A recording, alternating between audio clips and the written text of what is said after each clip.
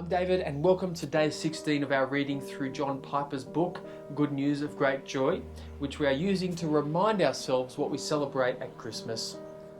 Therefore God has highly exalted him and bestowed on him the name that is above every name, so that at the name of Jesus every knee should bow in heaven and on earth and under the earth, and every tongue confess that Jesus Christ is Lord, to the glory of God the Father. Christmas marked the beginning of God's most successful setback. He's always delighted to show his power through apparent defeat. He makes tactical retreats in order to win strategic victories. In the Old Testament, Joseph, one of the 12 sons of Jacob, was promised glory and power in his dream, Genesis 37, 5-11. But to achieve that victory, he had to become a slave in Egypt. And as if that were not enough, when his conditions improved because of his integrity, he was made worse than a slave, a prisoner. But it was all planned by God for his good and for the good of his family and eventually the good of the whole world.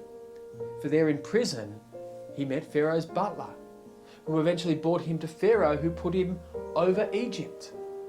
And finally, his dream came true. His brothers bowed before him and he saved them from starvation. What an unlikely route to glory. But that is God's way, even for his son. He emptied himself and took on the form of a slave, worse than a slave, a prisoner, and was executed. But like Joseph, he kept his integrity. Therefore God has highly exalted him and bestowed on him the name that is above every name, so that at the name of Jesus every knee should bow. And this is God's way for us too. We are promised glory if we will suffer with him, as it says in Romans 8:17. The way up is down. The way forward is back. The way to success is through divinely appointed setbacks. They will always look and feel like failure. But if Joseph and Jesus teach us anything this Christmas, it is this: what Satan and sinful men meant for evil, God meant for good. Genesis 50:20.